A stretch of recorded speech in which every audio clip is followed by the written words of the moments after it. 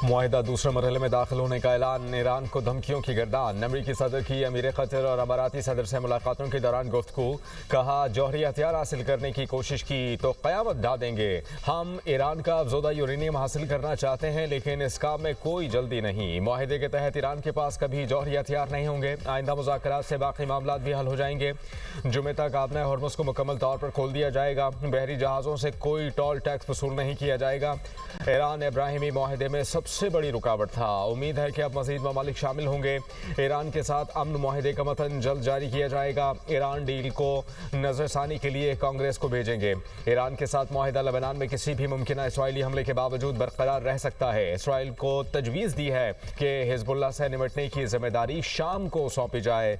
Lebanon में जारी सूरत हाल निस्बतन छोटा तनाज़ा है। हिजबुल्लाह खित्ते में मुसलसल तनाव की बड़ी वजह है। मुआहिदे से पहले बैरूत में हमले पर इसराइली क़यादत को अपनी नाराज़गी से आगाह किया था। इसराइली वज़ीर आज़म को लेबनान के मामले में ज़्यादा जिम्मेदारी का मुज़ाहरा करना चाहिए। अमरीकी हिमायत के बगैर इसराइल का वजूद मुमकिन नहीं था। मैं ना होता तो इसराइल ना होता, क्योंकि किसी और सदर ने वो इक़दाम नहीं किए जो मैंने किए।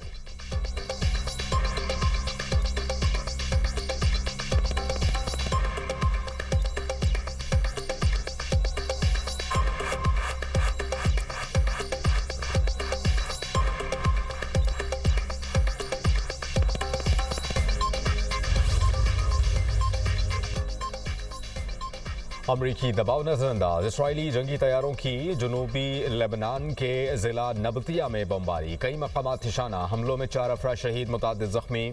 तोपखाने से भी कार्रवाई। मुफिदौन में 3 ड्रोन हमले। 2 मार्च से जारी हमलों में शोहदा की तादाद 3826 हो गई। सैकड़ों खवातीन और बच्चे भी शामिल हैं। 10 लाख के करीब अफराद घर बार छोड़ने पर मजबूर। इसराइली फोर्सेस का हिजबुल्लाह के रॉकेट हमले नाकाम बनाने और लॉन्चर्स तबाह करने का दावा।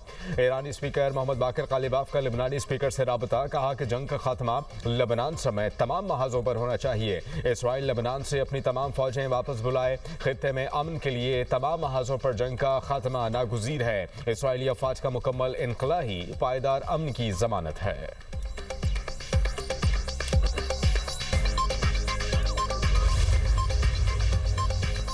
लेबनान पर इसराइली हमला या लेबनानी इलाकों पर कब्जा अमरीका के साथ तय। मुआहदे की खिलाफ वर्जी तस्वुर होगा। ईरानी वज़ीर ख़ारजा अब्बास अराग़ची ने खबरदार कर दिया। कहा, मुआहदे के एक फ़रीक ईरान और हिजबुल्लाह, जबकि दूसरे फ़रीक अमरीका और इसराइल हैं। हतमी मुआहदे तक पहुँचने के लिए जुमे को स्विट्ज़रलैंड में ईरान अमरीका मुज़ाकरात के नए दौर का आगाज़ होगा। अमरीका ईरान मुज़ाकरात 2 मराहिल में होंगे। पहले मरहले में आबना हॉर्मुज़, अमरीकी बहरी नाकाबंदी और तामीर नाव पर बात होगी। जौहरी प्रोग्राम और पाबंदियों के खात्मे के मामलात मुज़ाकरात के दूसरे मरहले में ज़ेरे गौर आएंगे।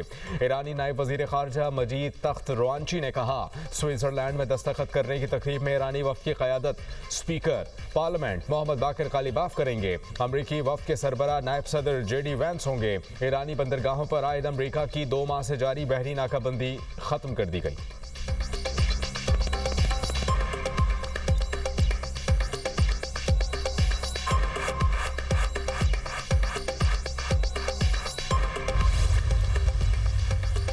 तेहरान आबना हॉर्मुज़ पर कंट्रोल बरकरार रखेगा। ईरान के नायब सदर मोहम्मद रज़ा आरिफ कहते हैं, हम आबी गुजरगाह के इंतज़ाम की जिम्मेदारी ईरान के पास ही रहेगी। आबना हॉर्मुज़ ईरान की मिल्कियत है। आबी गुजरगाह को इस्तेमाल करने वाले जहाज़ों को महफूज आमदो रफ्त यकीनी बनाने के लिए ईरान की जानिब से फराहम की जाने वाली खदमात के अखराजात में हिस्सा डालना चाहिए। ईरान ने आबना हॉर्मुज़ में अपने हुकूक के तहफ़्फ़ुज़ के लिए बड़ी कुर्बानियाँ दी हैं और वो इन हुकूक से मुकम्मल फ़ायदा हासिल करना चाहता है।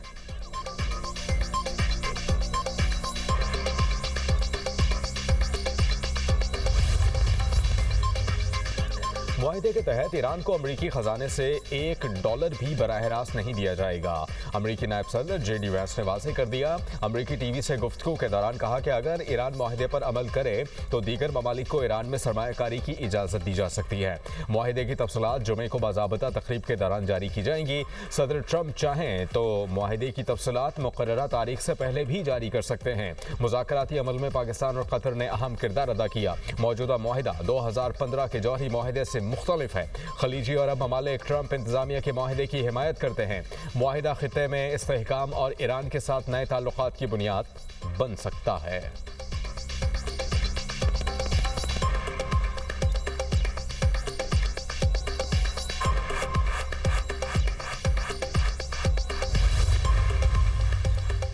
ईरान अमेरिका तारीखी माहिदे पर दस्तखत का मकाम तब्दील। दस्तखत की तकरीब जुमे को जेनेवा की बजाय स्विट्जरलैंड के बर्जन स्टॉक रिजॉर्ट में होगी। स्विट्जरलैंड की वजारत खारजा ने तस्दीक कर दी। मकाम सिक्योरिटी के हवाले से मौजूद समझा जाता है। मकाम की तजवीज़ पाकिस्तानी और कतरी सालसों के साथ अमेरिका और ईरान ने भी दी थी।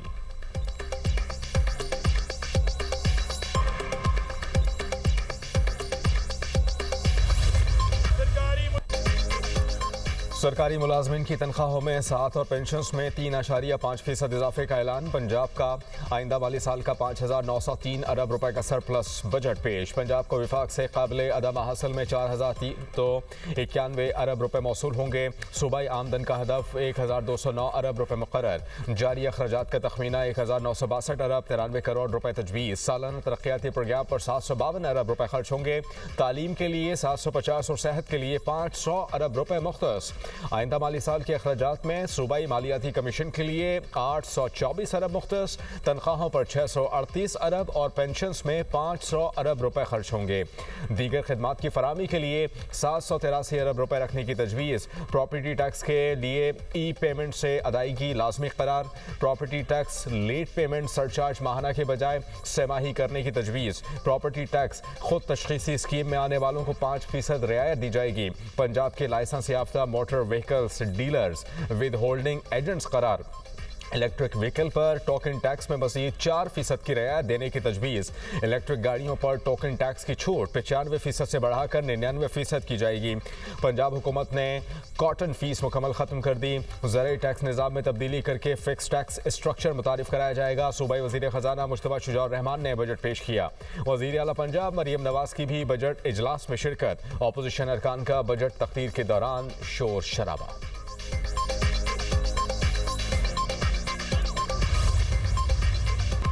वफाकी हुकूमत को दिफा और दीगर मद में पंजाब ने सबसे ज़्यादा हिस्सा दिया। NFC शेयर कम होने के बावजूद आवाम को अपने वसाइल से रिलीफ देने के लिए पुरअज़्म हूँ। वज़ीर आला पंजाब मरियम नवाज़ का काबीना इजलास से खिताब। कहा कि पूरी कोशिश की लोगों पर कम से कम बोझ डालें। बगैर किसी नए टैक्स के आवाम की खुशहाली पर मरकूज़ बजट पेश किया। तवज्जो अवामी तरक्की और रिलीफ पर मरकूज़ है। उम्मीद है कि गुज़श्ता साल की तरह आवाम की उमंगों पर पूरा उतरेंगे। ये उम्मीद का बजट है। आवाम को अपने ही वसाइल से रिलीफ देंगे। पंजाब के आवाम की तरक्की के सफ़र पर कोई कॉम्प्रोमाइज़ नहीं होगा। सूबाई काबीना इजलास में ईरान अमेरिका माहिदे पर खुसूसी करारदाद मंजूर। वज़ीर आज़म फील्ड मार्शल इसहाक डार को खराज तहसीन पेश।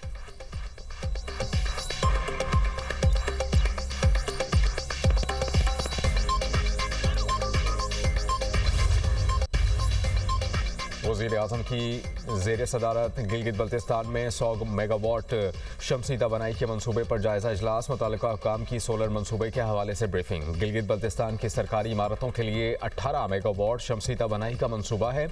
गिलगित और दयामर डिवीजन्स की सरकारी इमारत के लिए 18 मेगावाट का मनसूबा दिसंबर, जबकि बल्तिस्तान डिवीजन की सरकारी इमारत की सोलराइजेशन का मनसूबा अक्टूबर तक मुकम्मल होगा। शहबाज शरीफ की मनसूबा जल्द मुकम्मल करने की हिदायत। शफाफियत यकीनी बनाने के लिए गैर जानिबदार थर्ड पार्टी वैलिडेशन का हुक्म। वज़ीर आज़म ने कहा विफाकी हुकूमत 100 मेगावाट शमसी बिजली की फराहमी मनसूबे के अखराजात उठाएगी।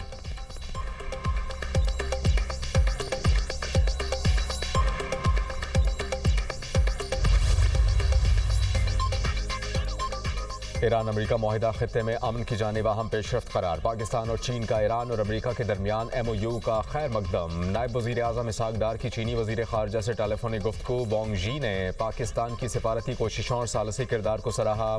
आलमी अमन के लिए पाकिस्तान के किरदार को खराज तहसीन पेश। इसहाक डार ने ईरान और अमेरिका के मामले पर पाकिस्तान की कोशिशों में चीन की हिमायत को सराहा। दोनों रहनुमाओं ने फ़रीक़ैन के दरमियान तय पाने वाली मुफ़ाहमत पर अमल दरामद यकीनी बनाने के लिए मुसलसल राबतों की अहमियत पर जोर दिया। आलमी तिजारत के लिए आबना हुर्मुज़ के खुले रहने की अहमियत को भी उजागर किया।